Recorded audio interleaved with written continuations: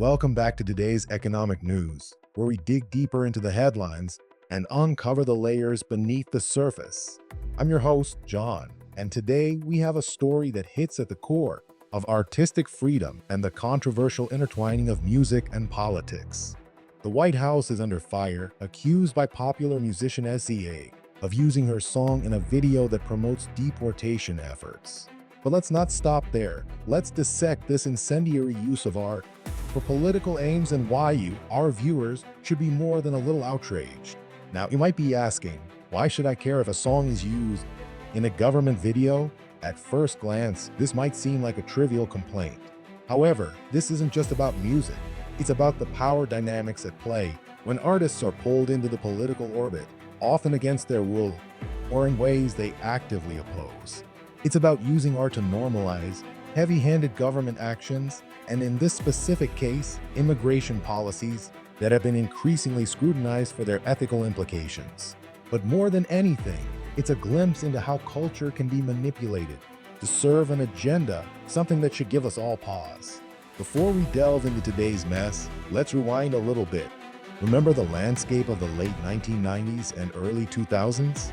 Back then, the United States set the stage for aggressive immigration policies. The Illegal Immigration Reform and Immigrant Responsibility Act of 1996 was a turning point, fortifying border enforcement and increasing penalties in a way that still reverberates today. Fast forward several years, and the establishment of the Department of Homeland Security in 2003 only added layers to this framework, empowering agencies like ICE with broad authority. Under these conditions, the portrayal of immigrants shifted, no longer just newcomers seeking the American dream, but framed as potential security threats. The Tea Party's emergence and the subsequent Trump administration put immigration front and center in the political arena, advocating for stringent deportation measures as a matter of national security. These were not merely policies designed on paper. These were real efforts that shaped public perception, bolstered by rhetoric that often painted immigrant communities with a broad, menacing brushstroke. And now, this political background has emerged from the shadows through the arts, as the administration attempts to use popular music to amplify its message. Let's shift our focus to the present crisis. On that pivotal Wednesday, though specifics feel deliberately vague, a video surfaces using hit songs from artists like SZA and others such as Sabrina Carpenter and Olivia Rodrigo. These aren't just random selections from a hit playlist, but deliberate choices, possibly to capture attention, to root the message in familiarity, and perhaps even exploit the emotional resonance these songs carry. But what's the conceit here?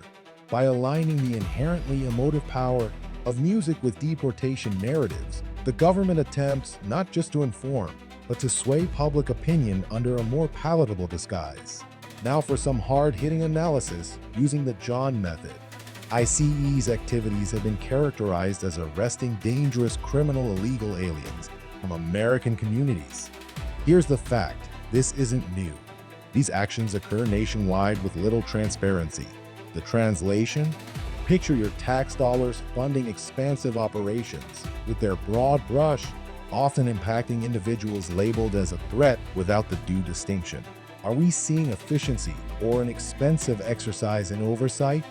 The attack, to suggest that danger lurks in every community, insults the intelligence of a discerning public. Consider the words of one White House spokesperson, Abigail Jackson, or rather the attempts from on high. These statements might suggest this is all in the spirit of law and order, an attempt to engage wider audiences in necessary civic discourse.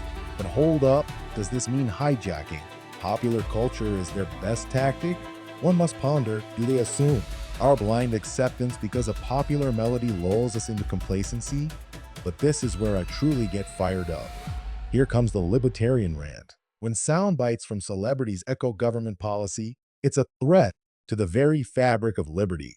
We're witnessing a risky dance where the line between state propaganda and artistic expression gets blurred. Are artists now mere tools in a government's ideological arsenal? The idea of leveraging music to dull the edges of contentious policies ought to concern anyone who values freedom of expression and the marketplace of ideas. This is where loss of liberty begins, not in grandiose changes, but in subtle shifts that threaten to silence dissent. To wrap up, this isn't just about SZA or any other artist facing an egregious co-op of their work. The reality is larger, more complex, and deserving of scrutiny.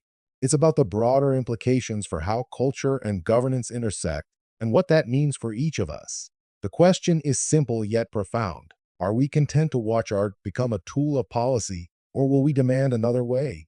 If you're tired of seeing your cultural icons used as mere instruments for political narratives, then hit subscribe. Join our community as we dissect the news without subterfuge. I'm John, signing off until next time. Let's keep questioning the narrative.